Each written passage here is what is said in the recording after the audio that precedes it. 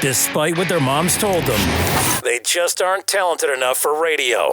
Unfortunately, anyone can have a show these days. Sean. Well, I'm pretty hard to figure out sometimes. In fact, I can't even figure myself out sometimes, so don't you try to. Joe. You're an idiot. And really a disloyal person. This is the Cuse Militia. Those two unapologetically biased orange-blooded homers, Sean and Joe. It's the most bullshit thing I've seen in 30 years. Welcome, orange men and ladies. Happy Tuesday. This is the Cuse Militia with Sean and Joe.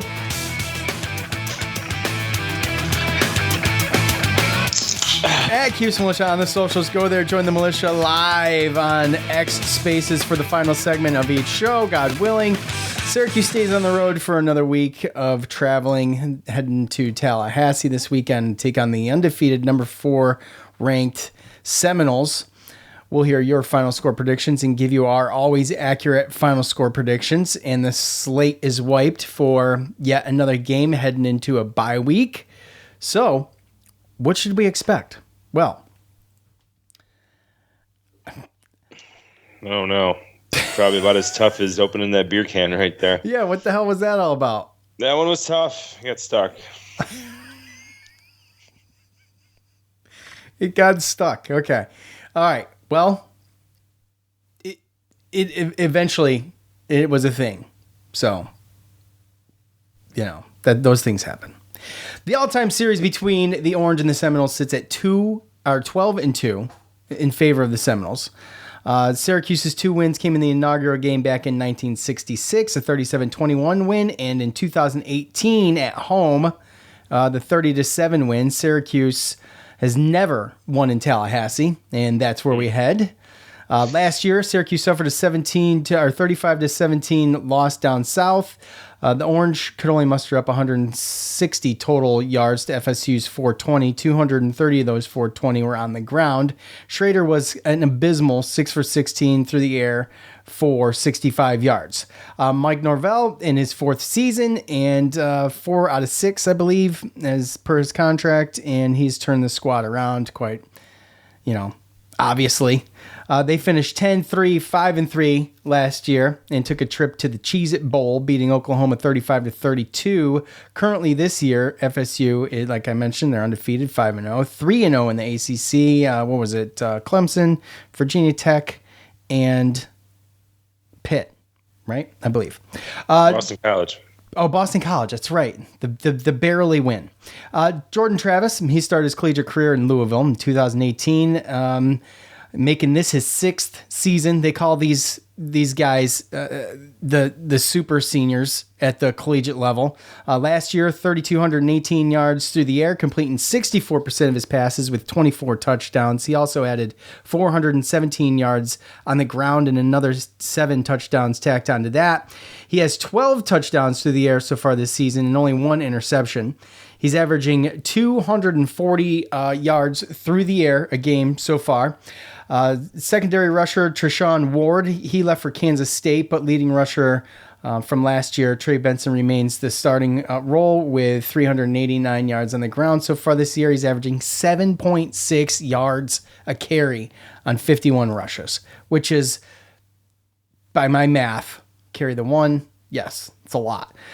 6 total TDs so far this season on the ground. The offensive line is a veteran group for Florida State. They only allowed 15 sacks last year. They've only allowed 5 so far this year. Just a comparison through, now this is the 6 games, but through the 6 games that Schrader's been sacked 14 times this year. And could have been a lot more. I mean, if we're being honest, right? So yeah. If he was not as mobile as he is, it could have been a whole lot worse. So, adding to the solid run game is Michigan transfer wide receiver Keon Coleman. He is second in receiving yards with 278 and 6 touchdowns. Johnny Wilson is returning from last year. He leads in receiving yards with 357 and 2 touchdowns. There was a promising wide receiver from West Virginia that transferred, Winston Wright Jr. It was announced just recently that he's departed from the team. So the stat line wasn't there, and I kind of wondered about it. So I looked into it, and he's no longer with the Seminoles. So FSU's defense is ranked 79th in the country right now. They're giving up an average of 383 yards a game. Okay, so they have had some struggles defensively, though. It's still going to be an issue for the Orange, I believe. But the Seminoles defense is giving up 4.2 yards a rush to their opponents, which is that's good if you can do it. I mean, if you've got a good rush game, that's where you put your eggs, that basket. However, you've still got the likes of Jared Verse. Was he Albany, right? Albany transfer. Keelan DeLoach, and they also bring in a Western Michigan defensive lineman transfer and Brandon Fisk. So all of those three that I mentioned, that's. I mean, there's actually more. I mean, the defense, like the names on their defense, are pretty good. Why they're ranked 79th and they're giving up this much yards? The secondary, I guess, is an issue, but up front, you would think that this team would have it together and a little bit more than they do, I guess. So it was kind of a surprise, but we saw a little bit of that so far this year, if you've watched a little bit. And as far as their ACC games, and we've mentioned it numerous times, right? This October 10th. Oh, hello. And then we've mentioned it numerous times with Boston College and stuff. So, I mean, I still don't think that doesn't hold a lot of water with me. And the only reason it doesn't, being the defense, is because we kind of touched on that with North Carolina's defense. North Carolina's defense they're not like some world beaters on defense, and we saw what happened. So I'm still a little concerned in that aspect, and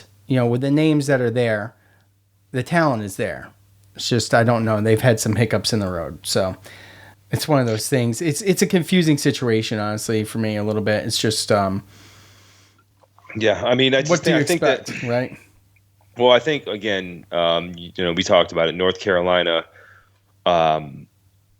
Mac Brown, after they start off 4-0 going into the bye week, I mean, all he did was preach about last year and how they lost their last 5 and don't get complacent, pretend like you're 0-4. He challenged his team. He gave his team homework to watch, our game, challenged his coaches. And then, you get the news 2 days prior to the game that Tez Walker's coming back, which excited everybody else. And, I think that we just got the best that we could pretty much get from a North Carolina defense. And on top of that, obviously our offense wasn't, up to snuff. We talked about it last year, and we spoke about it last podcast. You have to evolve. You have to keep getting better and changing things and, adding more wrinkles as you get down into the season, because if you keep it too simplified, it'll work for the first third of the season, but then you start playing against good defenses in your conference, and it's too easy to scheme for. And we saw it last year.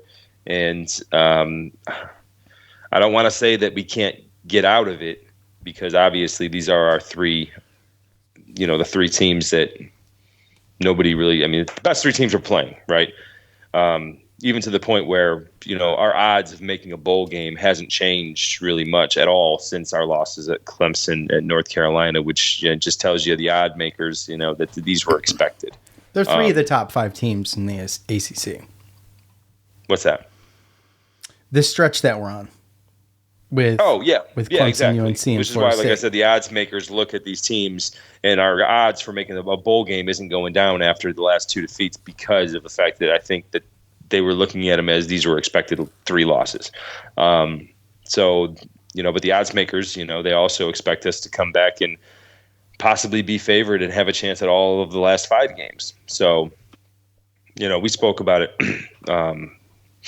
We spoke about it last podcast, but we need to see something different. We need to have different play calling, different things like that. If we can't push the defensive line around to get a couple yards, get some type of semblance of a run game, stuff like that, then we definitely need to have different play calls, possibly screens and other different little things like that. Try to get the ball within these players' hands in space, which, again, I can't say we didn't try to do, but, it's not successful. So, yeah, I mean, that's just really what it is. It's on paper, yeah, I mean, Florida State, you gave up 13 points to Southern Miss, 17 to Virginia Tech. I mean, 29 to Boston College. So, realistically, you look at them and you see that, we should be able to score points. But we thought the same thing about North Carolina too, right? Yeah, exactly. So, I mean, realistically, this is another team that's older anyway. Coach Babers, he spoke about it, and he said a couple years ago we went down to Tallahassee and almost had a chance to win, and we were competing with Florida State, and Norvell comes in, and they brought in a bunch of transfers last year and didn't really have the season they wanted, but they finished strong, and they ended up hitting the transfer portal again, getting decent recruits, and I think somewhere between 82-84% of their team, they came back, they returned. So this is a team that was coming back for a reason. They have goals, and so far, they have checked every box on their goals. They're 5-0. Yeah, they're checking boxes for sure. Castellanos for Boston College, by the way, he had almost 100 yards rushing. So there's no reason Syracuse can't if they get the right formula, like you were saying. I mean, it's going to come down to game planning, and I just, I want what I'm looking for is just to have a game and have a chance, and to be able to stop the bleeding from last week. I feel like Syracuse should be on a mission to not just dogpile on what we saw last week on both sides of the ball. So easier said than done. Yeah, well, and it too, again, they spoke about that, right? The coaches have spoke about that in the past, right? Just don't let a team beat you twice. And I think that our team, they got up for Clemson. I think that we got momentum taken away a little early. You spotted them 14 points and then played them even the rest of the way. And I think our team was pretty upset about that. We obviously had some injuries, and I think that part of that was we let Clemson, beat us twice by going down to North Carolina and laying an egg. And now, you're going into the next one, right? And it's tough because you're playing against the number 5 team in the country. So, I mean, you could play really, really good and still lose. So that's really what I'm looking at more than anything is I want to see, more effort. If you got to take some guys out and give other guys chances, do that. Different play calls, take some chances, and,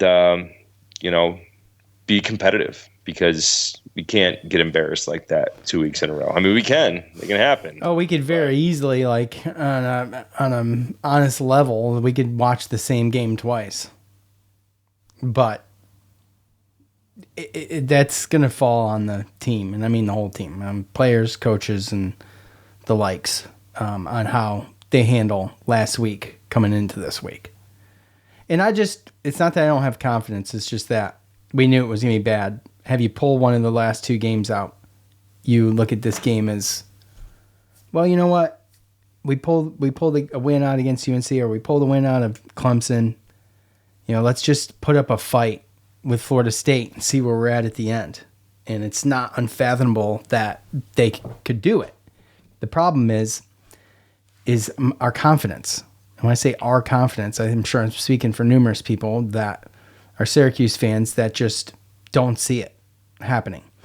And, with that said, we kind of expected this. It wasn't something that's a huge surprise to go 0-3 in this stretch going into a bye week. And it's not something that I think if you said at the beginning of the year, we've likened this type of thing like we did last year. This is the same type of thing where you start so strong and then you go on a losing streak. Last year was 5-game losing streak. And, this year we're looking at 3. But if I told you in the beginning of the year, we'd be 4-3 at the end of 7 going into a bye week, and you looked at the teams we played, even if I didn't tell you what wins they were, you'd probably be like, okay, well, two wins away from a bowl game with 5 left on the slate, right? So I don't think that in the grand scheme of things, like to your point, the bowl chances haven't changed. don't think it's a huge deal. The problem is fans, we don't want to lose. And it sucks to lose. It hurts to lose. And you can't but help to be, I don't want to say negative or anything, but just be demoralized by like a game like last week. You see 2 of those in a row, and it's like, oh man, it's like I said, it's going to be a dog pile. But if they come out and they put up a fight and they're in the game and they're competitive, then even with a loss, fans tend to turn the corner going into a bye week and get in the face of Virginia Tech team that's they're struggling a little bit. Let's be honest, right? So they just got their asses handed to them too by Florida State. So, it's one of those things where it's just everything's happening in a group and it feels a whole lot worse than it really is. Yeah, especially the bad loss too, because at the end of the day, there's some people like me that are going to look at it like, well, you lose 40-7 or you lose 40-39, it's still a loss. You still got to come back from that and move on to the next week, right? But then there's the fans that, when you lose 40-7, there are legit fans that will be happy with, oh yeah, they're 14th. I didn't expect them, but they put up a fight, right? But then there's those other fans where, you lose 40-7 and now it's 2 straight. Now it's like, okay, we're getting PTSD and we're not even looking like we can compete with these guys. Are we now hitting our downhill stretch that we normally hit, right? And let's be honest, Babers, his record in November is not great. Oh yeah, we talked about that last year. Yeah, but we did get a win in November last year to get us to 7-5, right? So and break that losing streak. Even Virginia Tech, only scoring 17 points. Didn't score in the first, didn't score in the fourth, but they even had over 200 yards rushing against this defense. So, not for anything, their quarterback ran for 80 yards. You talk about Boston College, their quarterback led rushing. Talk about Virginia Tech, their quarterback led rushing. So there is a bright spot there when you talk about a guy like Schrader, who can be elusive and dangerous when he's on the loose and his options are limited. He gets that fight or flight mode and, he can tear a defense up. And, that is not to say that it's going to happen. Obviously, that's their game plan coming into this. They know they have a problem with the rush. You got hungry dogs, out there, and I mentioned them. So, it's just a matter of execution. And we've heard this offense, Schrader, talk about execution and coming out strong. And, you got those guys like Jared Verse on the other side of the line that are hungry. And it's easier said than done. But if they could do it, though, and knock FSU back on their heels, at least on their first drive, it's a game after that. It's the slow starts, Joe, like you've said, and like we've piled on that too. It's the slow starts. You can't, you can't start from behind against teams like the past 3 we've played. Yeah. He calls him Sleepy Schrader until he wakes up. Well, he's had his moments where he's definitely been a little slow to start and then woke up. Look. Yeah, dude, it's not just this year. I know. Purdue last year. If you really want to sit down and look at these games and think about them again, you could find a bunch of them.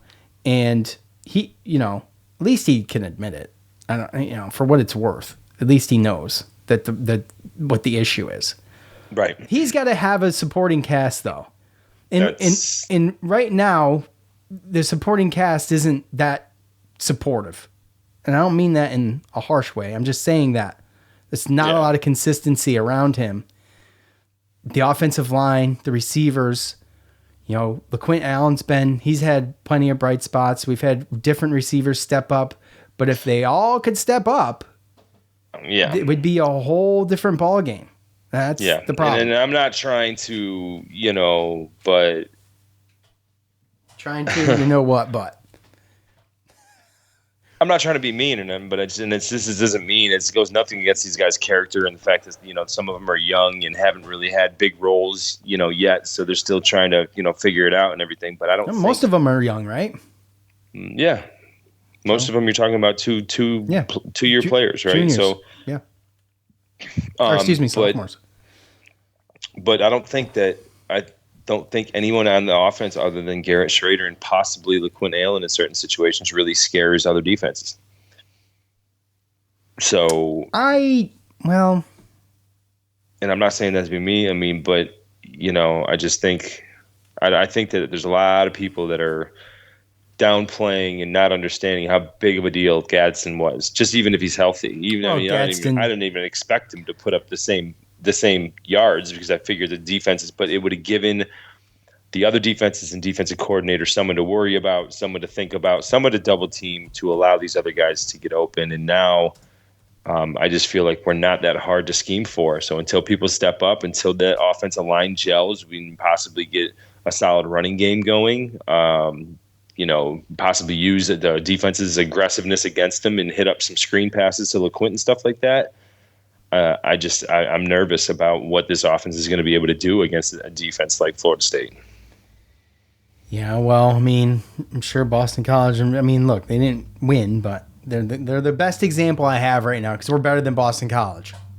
Okay, and that's why I keep beating the dead horse on that. But you talk about really what you're talking about is the consistency.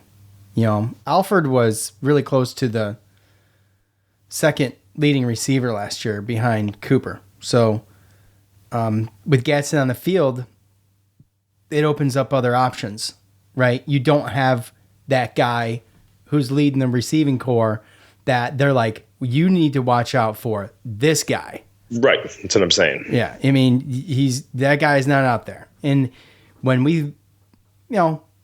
it's easy to say now, it's totally obvious, but the hope of hopes was that you were just going to have multiple guys step up because the talent was there. Right. And we just, here we are going into the 7th game of the season, and we're still looking for that guy. Amari Hatcher, he's done well. Alford's done good when he's needed to. We miss guys like Pena too, dude. They've all had their moments. Yeah. It's just, so what your point was, it's consistency. Yep. And it's just difficult. Donovan Brown came out with a breakout game and he was tremendous for a game. Amari Hatcher was pretty tremendous for a game. But look, missing some pieces, plain and simple. And you were hoping maybe Dan Villari would be able to pick up some of that. And, I don't know the whole situation with him, but obviously maybe some lingering. I mean, he caught 3 or 4 balls, right? But yeah, that's just, he's that's still under happens. 100 yards for the year. And I know he just kind of started, right? But yeah, that's just where we're at. Pena's still out. There's no end in sight to that issue as far as I can see. So it's a lot of question marks still. And this is what we go through as Syracuse fans every year. It's like week 7, a lot of question marks. That shouldn't, I want to get out of that cycle. That's all. Well, Coach talked about the depth, so. Yeah. Do you want to hit that up now? I was going to save it. But I mean, we can save it if you want to. What are you going to save it for? When we go live? I was thinking about it, but. I mean, we can. Well, we might as well just go now. And we can, I mean, everybody knows the deal. So it's not like I need to play it for them or anything.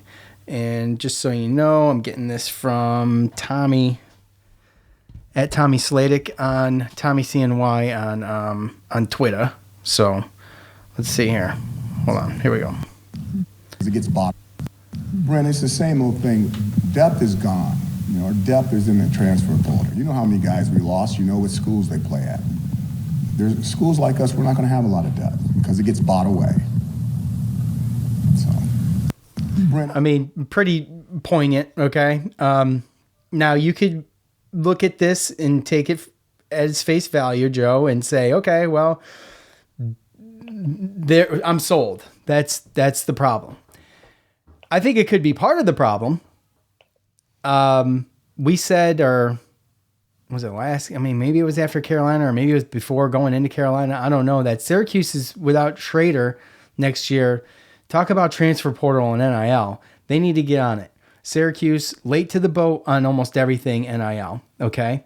Now you can make an argument that, well, we had these problems before NIL. And I guess if I'm playing devil's advocate to that, I would say, well, we've had the NIL problem before because we weren't playing the game anyway. Do you pick up what I'm laying down, Joe?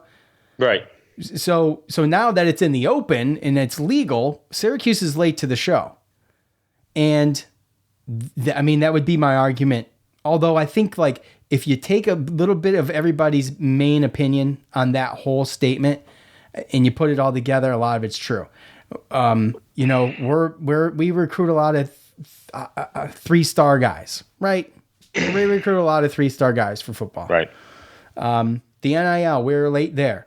You know, coach has had 5 years, 6 years to boost this thing up before the NIL, probably 4 or 5 actually, before the NIL was a thing, and on the recruiting trail and all of that, and going in the portal and trying to keep guys that you knew were good. You know, you don't lose these many guys, I don't think, if NIL is not a thing. So I do, as far as that goes, I'm on board with that, right? So at the end of every year, when everybody gets shuffled around through the leagues and dollar signs are popping up, you're going to lose guys like that unless you can pay out.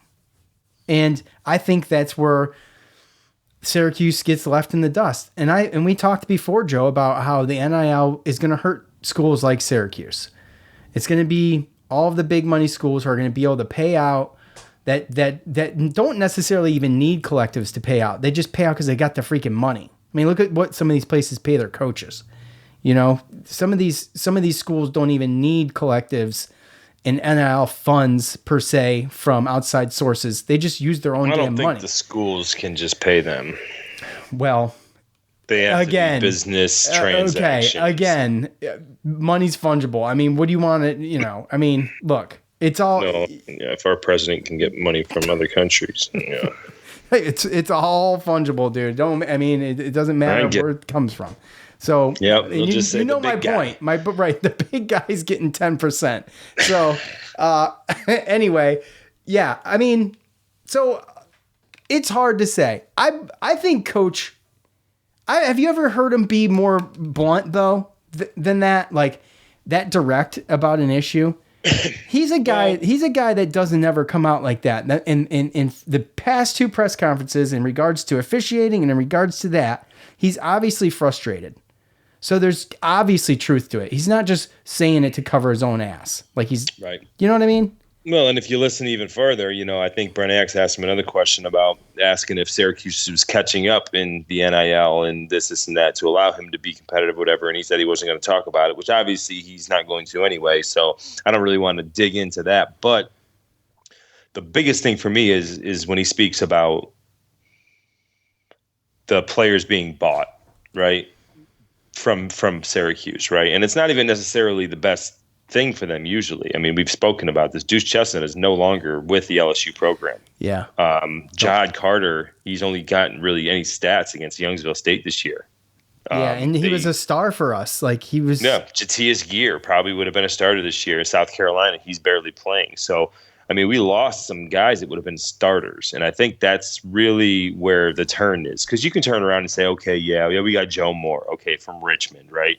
We got DeAndre Reed from a JUCO. You know, we brought in 4 offensive linemen. We brought in 3 defensive backs, pretty good, from Nebraska. A couple other guys. I think another one from Gould was it Gould or Bellamy? One of them is from Notre Dame.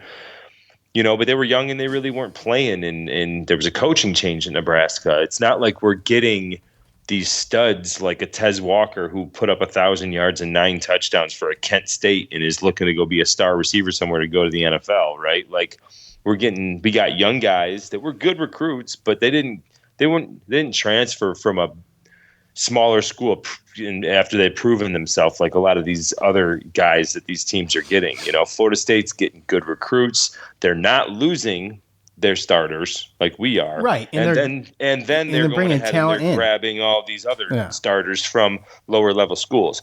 So realistically, that to me is the first part. You can go ahead and I like what we did in the transfer portal. It wasn't world beater type stuff, but where we need to start is we need to start with keeping our talent. Yeah, that's what. As long as we are a school, and again, you don't want to make excuses in this snap, but as long as you're a school that's losing your starters, right? Like sometimes you see some, like you said, a West Virginia receiver transfer to Florida State. Now he's transferring again. Well, he probably wasn't getting burned, but I don't see a situation where a sophomore or a junior from Florida State who's started the year before is going to go in the transfer portal. You know what I'm saying? Like they had their starting spot. They're at FSU. Like, so to me, it's retaining our talent. That's the biggest thing to me. Well, you throw Steve Linton, throw Jatias Gear and Jahad Carter and Deuce Chess. I mean, we have a deep defense that, it doesn't matter if Justin Barron gets hurt or if Jeremiah Wilson gets hurt, or if Dennis Jacquez is out for the season, right? Yeah. So there's part of that. And then also it's getting the right guys in time to, be able to mesh and have an offensive line, and get that all together. And I just don't know if our offensive line's really done that yet. I don't think our offensive line is really playing to their potential or has playing to the potential they can get to. And we lost the best transfer we brought in with Wallaba Jr. for the year.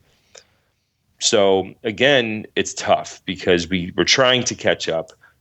Not saying they don't have the money. I think Mikel Jones tweeted out something about this on Twitter. That they could afford it. And they got to take care of the players. Yeah. And so that's really the thing. And I think that there's a lot of fans that are getting sick of it, and it's a back and forth. There's fans that are calling out Severud and Wild Hack because they know they're like, stop gaslighting the fan base, is how steal Sabo's line. You have a hungry fan base that wants to be good, and you go up there and you talk about all these things, and it seems like you're just gaslighting us because you're not putting in everything that you say that you are. Yeah, where the hell's it go? I know they're building a football facility, which could help in recruiting and might be nice. Wouldn't it be okay to, or maybe even better with all the facilities that they already have, to just go ahead and take that money and buy some players? Doesn't that make a little bit of sense? Maybe just invest that into the people and not rely on your prestigious facilities to garner recruits. Look, geographically speaking, not the most sexy place to be. Oh no, yeah, like I said, you're right, but when you talk about the transfer portal, that's the one thing is NIL. He doesn't talk about transfer portal. He's talking about NIL. He's talking about money. Yeah, money. Because if you look at our situation, we brought in two transfer running backs. We brought in a transfer quarterback. We brought in 4 transfer offensive linemen. We brought in 2 transfer defensive linemen. We brought in a transfer or 2 linebackers, on top of the fact that we had one of our better recruiting classes. But again, the younger kids in the ACC, it doesn't matter because the better teams, and we brought in about 4 or 5 transfers in the secondary, but the better teams are retaining their best players, still getting 4 and 5 stars, and then getting everyone else's basically lower levels kids, schools with kids that have like NFL, like legit NFL options. So realistically, he's talking the money, and right now. And how much is that facility? How much? I don't. How many millions of dollars is that football facility? I would like to know. Couple. Because I would figure. 2, 3 At least I want to know how many players we could have got here. It's just something to think about. And I don't have all the answers because I don't know all the questions. Only Coach and Severed and Wild Hack know all that. And by the way, I've not been a fan of those 2 out of the 3. I love Coach and what he's done, and I respect him, and I feel like he's done a pretty solid job. I don't think it's his fault if he can't keep players, especially after last year. And they were building something special, and then losing all those guys, and you can speculate on a couple of them if it was really money or the situation or whatever. But at the end of the day, Wild, Heck, and Severed, they run the program. Let's be honest. I mean, they make the decisions. So what's going on? I wish I knew like what questions to ask or raise, but if you're building a new facility, that seems like a pretty easy place to start. And maybe the the collectives, and I know we should get Tyler on at some point to talk, but I'm sure he's got some strong opinions about all of this and those comments from Coach too. But I don't sit here and pretend like I know what the hell is going on. I do know that Syracuse is not doing what they can do to retain players. And the transfer portal is just a marketplace. Like, that's what's going on there. People are naming their price, and it's a bidding war. So if you don't have the ducats, you ain't going to come up with, players necessary to win games and be consistent. And right now, if you have everybody healthy, Syracuse is a good team. And it just goes solely to the depth. Really does. The team, if everybody's healthy, is pretty damn good. Other than retaining players, it goes to the depth. And I don't know how you fix it. I don't think firing the coach is an answer. Money's the answer. We need some damn money. Period. Money's gonna rule. Amen. Money's gonna rule this shit, Joe. And we're gonna be left like this with our junk in our hand, going, "What the hell happened?" Well, and that's the thing that I hate more about everyone calling for Baber's job, right? Is that at this point, I mean, we are the farthest away that we've been in college football from the actual X's and O's in the way. I mean, obviously, coaches have to make a decision, right? But I mean, look at what Mario Cristobal did this past week. Did you see that? What? You see how Miami lost to Georgia Tech? I did not. Yeah, Miami had the ball. They could have knelt the ball and ran out the clock, and instead they just ran a run play, and the Miami running back fumbled, and Georgia Tech scored a last minute or second touchdown. Imagine if Babers would have done that. Oh, he'd be fired yesterday. But that's what I'm saying. And there's people, Miami's, they were undefeated, and people are calling for his head coaching job. Like, it was a dumb. But now we're in the NIL world where you can buy your team. If you get a talented enough team, then how good does the coach need to be? Right? And you're seeing, I mean, you see stories every once in a while, and obviously people don't, I don't know how much they talk about it and stuff, but did you see the story about the Utah team? No. I'm much out of this story realm of things. Okay. So the Utah Utes football team, through an NIL collective, basically every football player that's on scholarship received a Dodge Ram pickup truck. Okay, I did see that. Yeah, I did. So, and this organization is covering the lease and the insurance payments, and the players, all they have to do is they're responsible for the tax payments. And as long as they're eligible and they're on scholarship, then they have a truck until they basically leave school. Yes, it rolls over. And then as the leases, when people graduate, people leave, they just resell them. Like, think about that perk. So it sounds a little bit like the collective owns these vehicles and lets the players use them. Right? And then when those players leave, then they just trade them in and get another new one for the next guy. Yep, pretty much. Okay. Now think about but the school's not doing anything. But again, I know it's the NILs around it. It's more than, dude. And that's the point. That's the point I wanted to bring up. That's why I brought up the story. It's not just the coach. It's not just the school. It's the community. If we're such a hungry fan base, then where's the money? Yeah. Where's the alum? Yeah, I mean, how many people we got? We all pitch in $100. But what I'm saying is, okay, number one, Syracuse, in retrospect, small city in the United States. It is a small market. Ask the guys who do a podcast. Yeah, and it's in a small market. Yeah. And it's a private school that doesn't have the biggest. I mean, think about how many people graduate from here compared to other schools. Yeah. So I mean, tuition's through the roof. Yeah, tuition's through the roof. They're paying student loans, even if they got good jobs. It's tough out here. You know what I mean? Like, yeah. And then realistically, I mean, there's a lot of things and a lot of stuff that, like big majors from Syracuse, where how many people really care about sports anyway? I mean, it depends. Well, think about the you have SEC schools and you have other teams Okay. that fill up $100,000 stadiums. Okay, That's what I'm saying. Why You they're got better than us. you got you to can't get 39. You got to go. That is a point that I've been trying to make for years. It's tradition. We don't have the tradition. What's our tradition? I mean, An orange that runs around in a state where orange trees can't grow.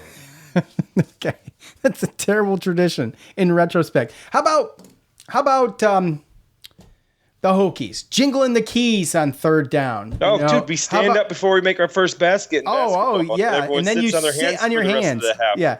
So I'm talking about the tradition and not just getting. You're specifically talking about football. You don't just get loud on third down, but there's nothing there that represents like the college atmosphere traditionally. We were just in UNC. First down, Tar, and the whole freaking stadium goes, Heels! We heard that how many times? 37? 33. 33? Okay. Look, it is agonizing as an opponent to sit there through that. It's agonizing as an opponent to hear the keys jingling on third down when you're in Blacksburg. Like, we used to do that in the Dome. Well, we don't now. There's nothing now. They get loud once in a while. They get loud, and that place has been rocking, dude. But it is barren in spots, and I don't know how you really get all that back. But I would just, regardless of that, like I want people to come to the Dome and not just be like, oh wow, it's a dome, that's neat. You know, I want them to talk about our traditions. I want them to talk about our equivalent to Enter Sandman or Jingling the Keys or just everything, dude. We don't have it. It's so refreshing to go around to these away games like I've been doing the past few years and get to see what everybody else is doing. Mm-hmm. Like, we don't have it, you know. And I'm talking to my buddy and I was like, look, I got to be honest, man. Syracuse negates one of the biggest advantages that they could have in college football, and that is the freaking weather. They negate it. They put a dome over. It's nice and cozy and warm in there, and everybody's freaking on their Wi-Fi, and they're all comfortable and stuff. Like, I mean, look around, man. It's a dog-eat-dog world out there everywhere else. You know what I'm saying? It's not about comforts and luxuries.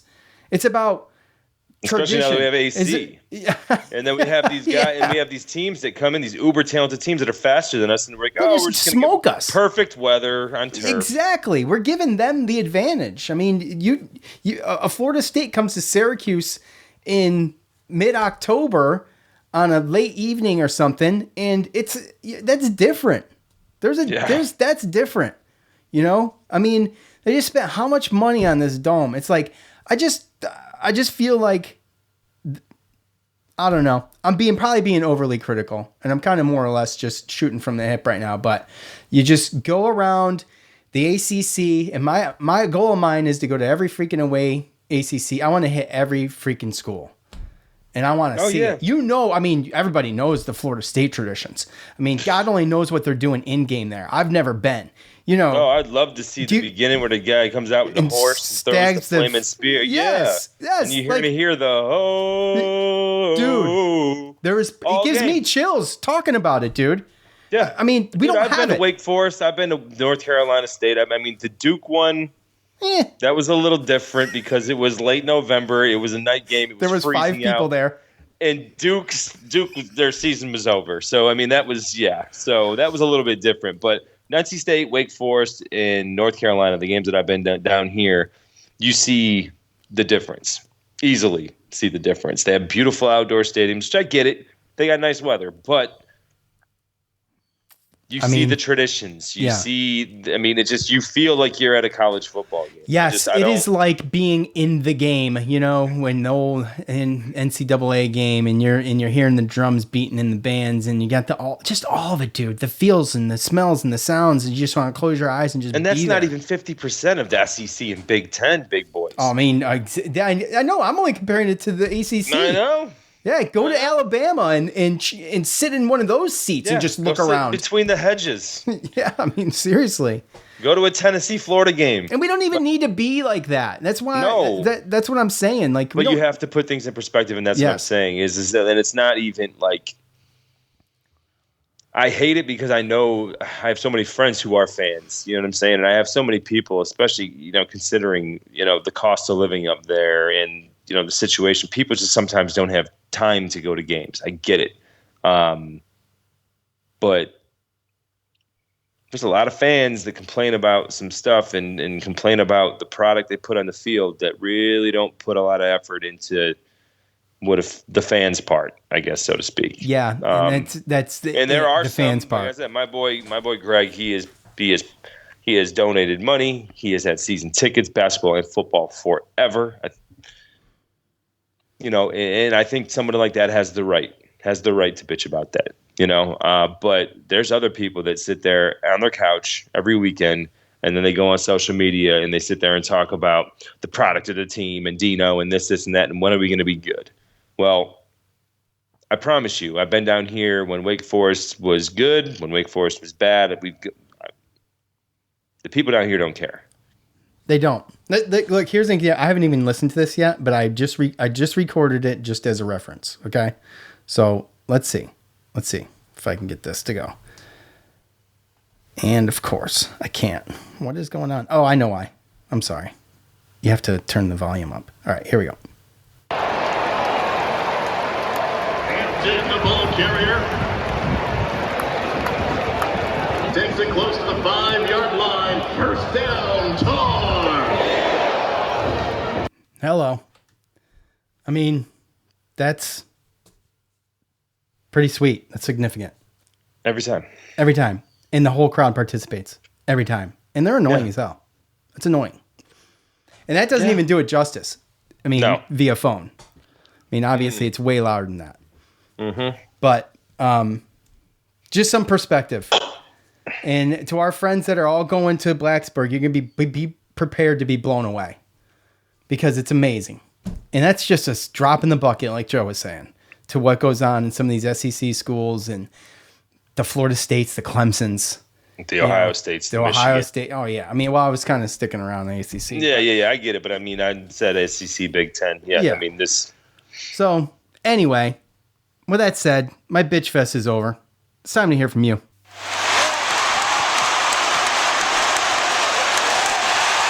It's time to hear from you, the loudmouths from the Loud House. It's that time of the week where we ask for your final score predictions on the upcoming game. This time, Syracuse heads to Tallahassee, take on Florida State, and you give us a reason why, we hope, and we talk about them here. And then we'll go over ours from last week, and we'll give you those as well from us.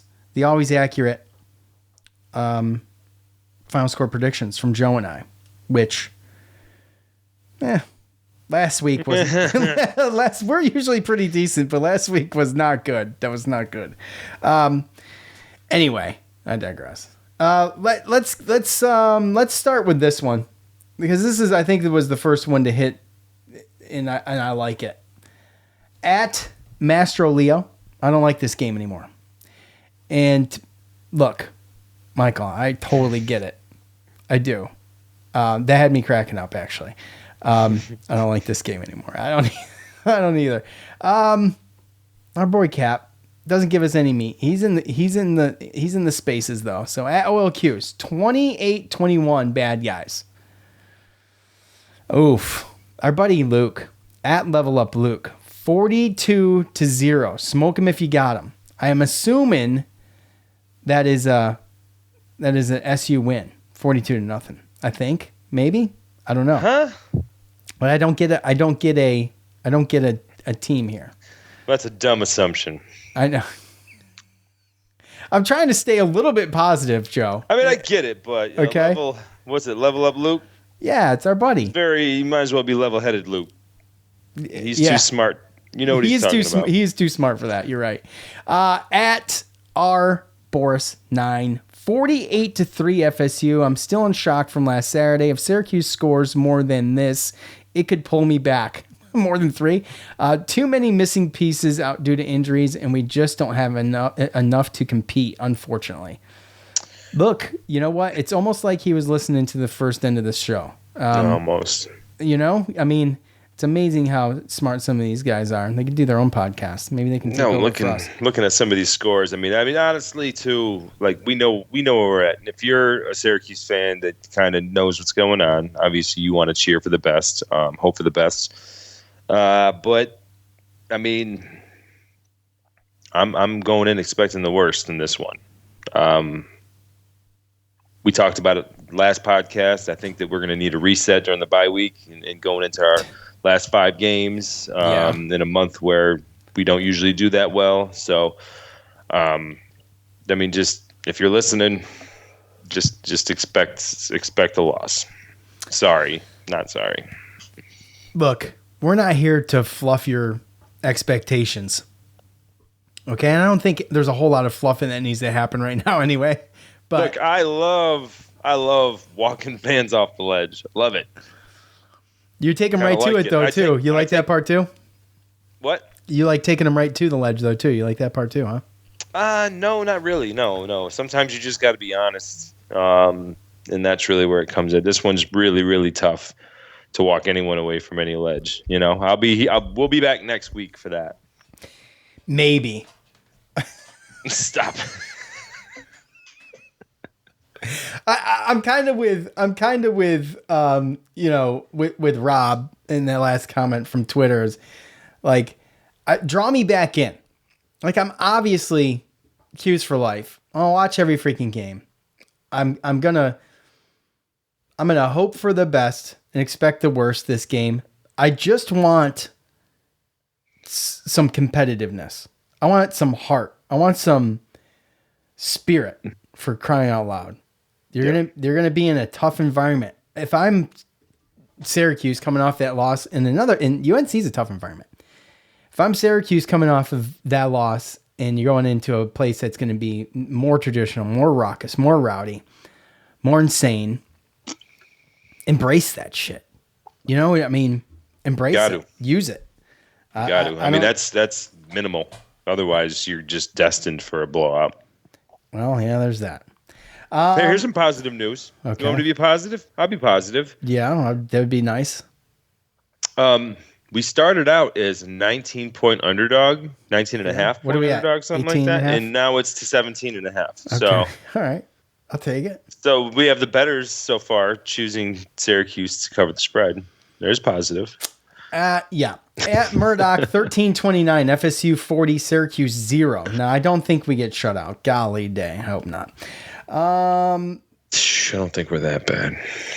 I'm not going to read the handle because the name is better. Fan of mediocre teams, and it sucks. 3-91.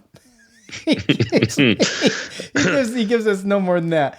At Jellozump 19, 34-17, FSU, unfortunately. We keep this one close for a bit, but FSU's talent against our lack of depth kills it in the end. So, I mean, that's a very realistic shot right there. Oh my gosh.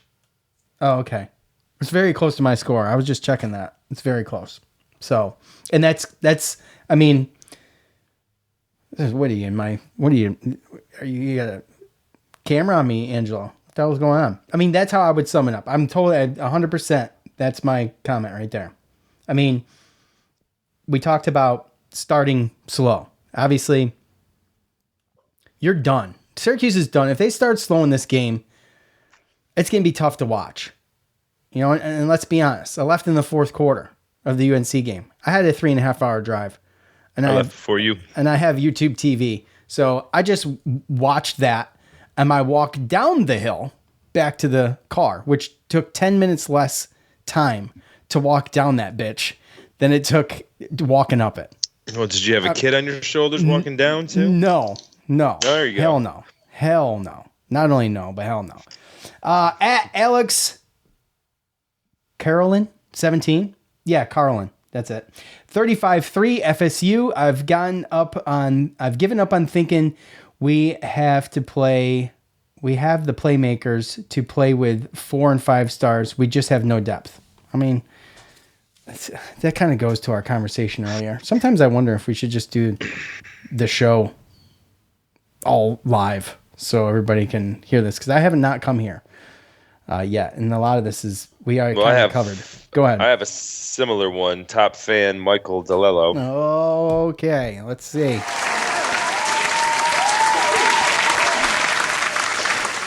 But he says this team has not shown us that they have the ability to compete with upper tier FBS schools, and an away game at the number 4 team in the country doesn't actually exude confidence for a win. On the other hand, BC competed with this team. Unless Syracuse shocks the world, I expect another rout with a 42-10 loss. BC had Cuse loss.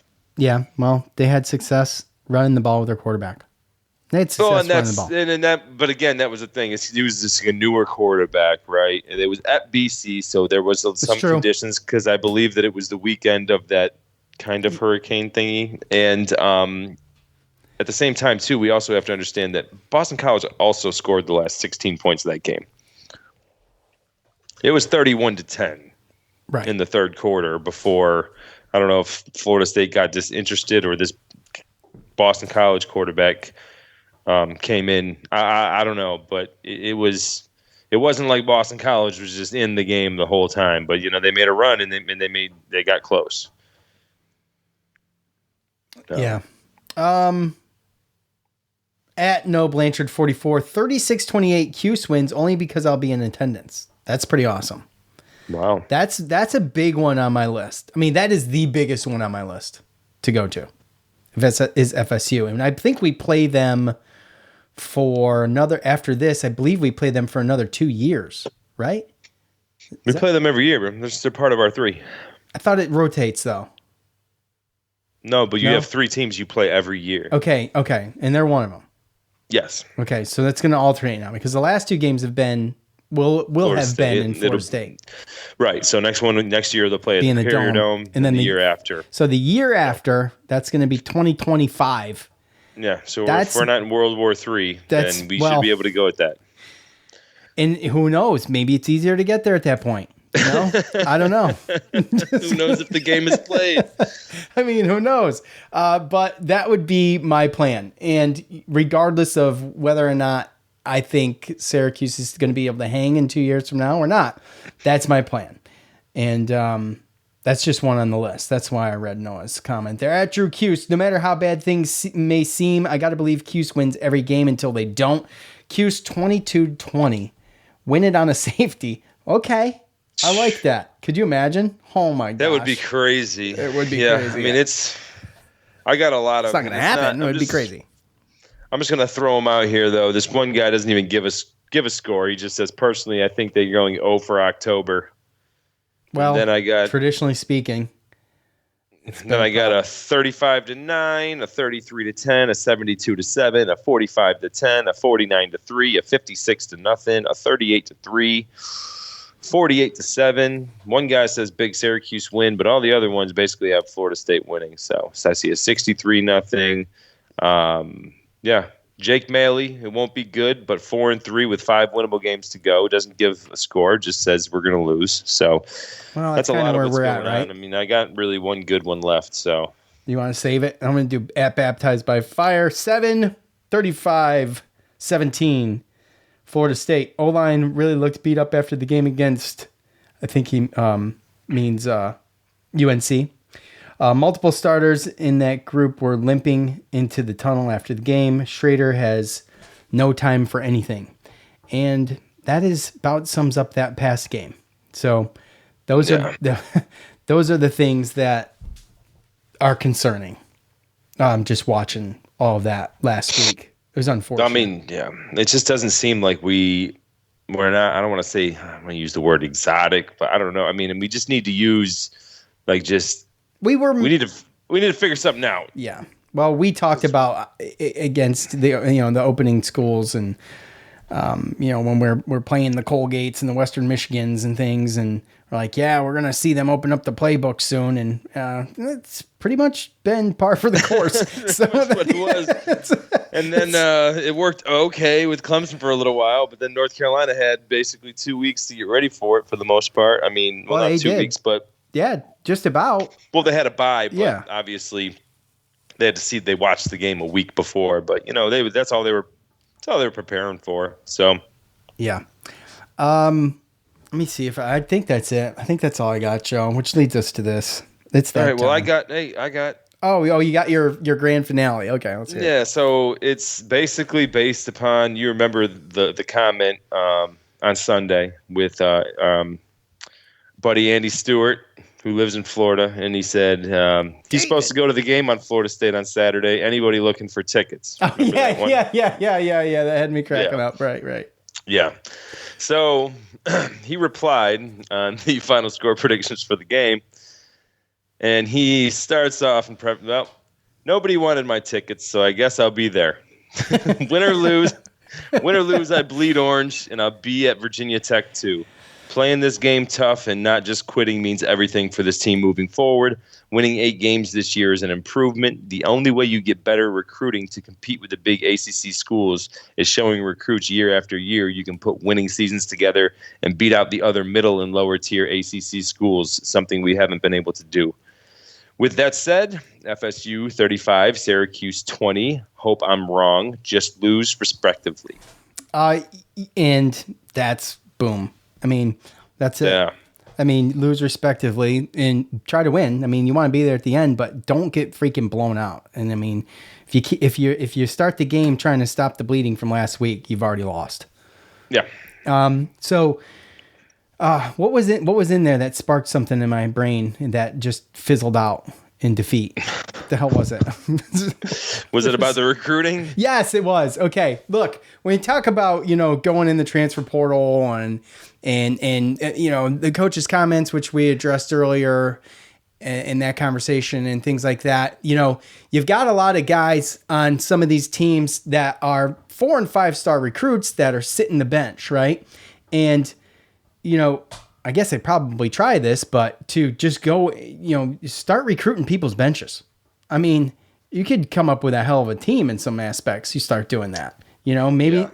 I mean, I don't know how you do it, but it's totally legal and above board now. So you might. Well, you're not supposed to. You're supposed to. Oh, really? The players, that's funny. The players are supposed to put their name in the transfer portal. Okay. First. Well, however it works and however you can get them to do that, maybe you work out a deal. We're playing by the rules. Right. Well, I know Syracuse is. That's why we're so far behind.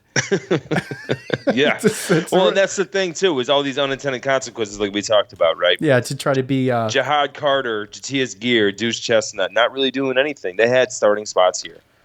So what is this NIL doing? What is this transfer portal doing to these kids? And then on top of that,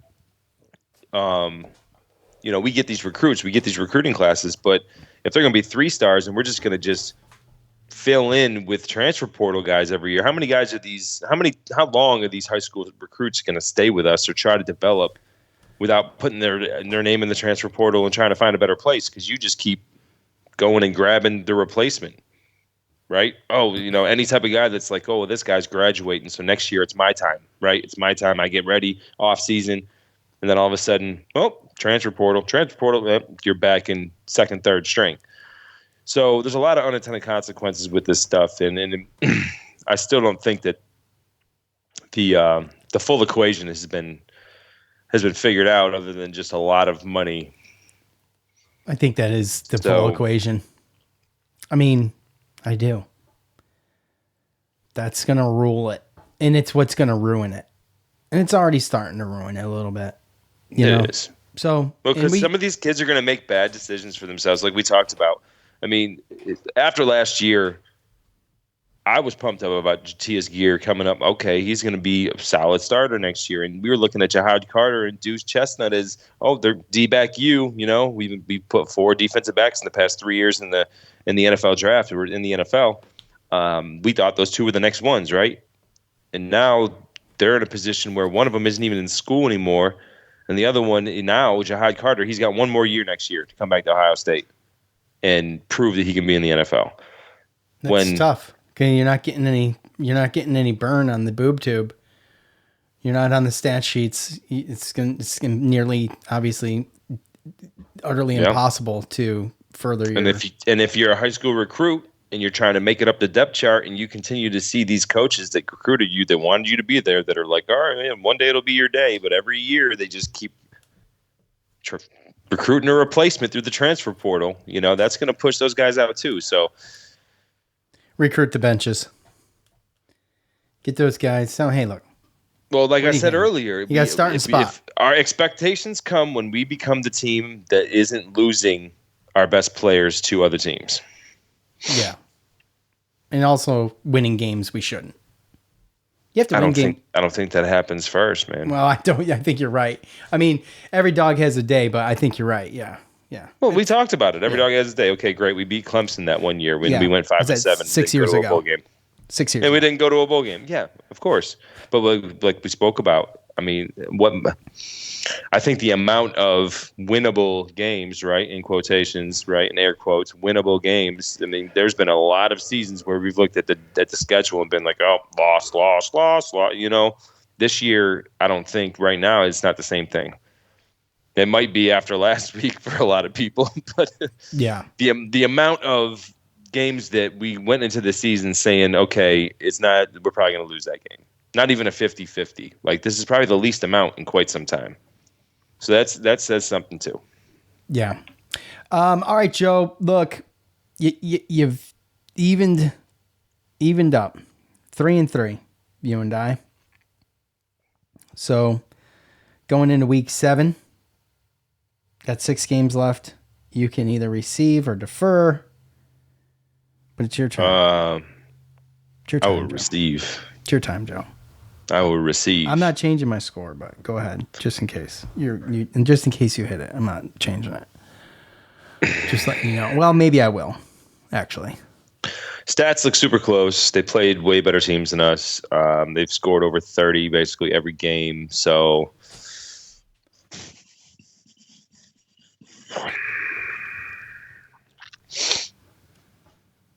I'm going to go 30-13. 30-13? That's your score? I can't go homer. Well, I mean, I'm not going homer either. But, okay. I think I've given my reasons throughout the show. And, I just want it to be a respectable game. I think that no, scratch that. I hope that this is a respectable game. But either way, I think FSU pulls away. And whose comment was that? I got to give credit. That's again. What I said. Angelo's comments on Twitter at JelloZump19. I totally agree. We might be able to hang for a little bit, but eventually we're just going to get gassed. The talent's going to rise to the top, and the talent's with FSU. Not saying it can't happen. A win, that is, but I just don't see it. So 38-17, FSU. Sorry. So what did you give me shit for? You have them losing by more. I know, I do. No. I was saying, do you think that they're only going to score 30 points? But no, I mean, I just think that our defense can come back and scheme a little bit better if our offense just gets just first downs and just. I think I'm giving them a little bit more credit in the offensive area than you are, which is fine. I'm just saying. What it is. I mean, a slower paced game. I understand. I totally get it. I just hope that some semblance of a run game can happen. You can talk about containing Schrader. There's been teams that have, but there's been teams that haven't, and those teams knew what he could do and they tried to, and they just couldn't. So yeah, well, all I'm going by is the fact that if you want, like, you're not going to just – we saw it. We had 9 minutes of time of possession in the first half. You're not just going to line up and go throw 3 deep balls and go boom, boom, boom. Like, no, we can't keep putting our defense out there like that. Because then they're definitely not going to have a chance. Well, that's the going down. That's the going down early kind of point that. Well, but it's also not having. You can go down early, but don't go a 3 and out 3 out of your 4 first possessions, right? Like that's more or less what I'm talking about. It's.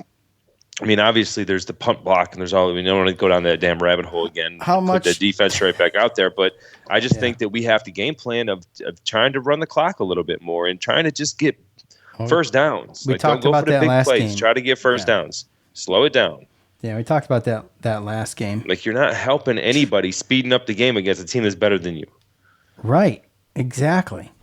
We talked about that last pregame for UNC. You know, hopefully they do try to slow down the game. They take a page out of Army's book. They're not going to be able to do it methodically like that. I mean, if there's a time and a place, yeah. I mean, if you see something, or if you have the momentum, or if you think that you need to hit something up off of a turnover to make a big play, how you sometimes some teams normally do that. You know, they'll score and then they get the ball or they kick the ball off. The other team gets a turnover, and you want to hit them with a play action deep. You know, just trying to go for the jugular. Yeah, that happens every once in a while, but you don't do that starting off the game against a team like this at down in Tallahassee. With the place is going to be loud as hell in the beginning of the game. Speed and the size that they have, like I mean, come on. I mean, Jared Verse almost ran down Sean Tucker. So Garrett Schrader, I feel like, isn't going to be able to just run away from these dudes, right? Jared Verse is the monster under the bed. Yeah, and they got a receiver that's like 6'6", 6'7", Johnny Wilson. Like I don't want them to be. I want them to be on the field as least amount as possible. You ain't lying. I know. That's what we said about UNC. It's the same game plan. It's almost the same exact thing, except for I think this team's better. Well, yeah. Okay. So, all right. We're in agreement. How about that? Jeez. First time for everything. All right. That, my friends, is going to do it for us. Appreciate all of you listening. Thanks to all of you in the X's. Cap. David. Been a long time, buddy. Nice seeing you in the spaces. Appreciate all of you. Once again, we'll see you on Sunday. That'll be it for us. For Joe, I'm Sean. We're out. Peace.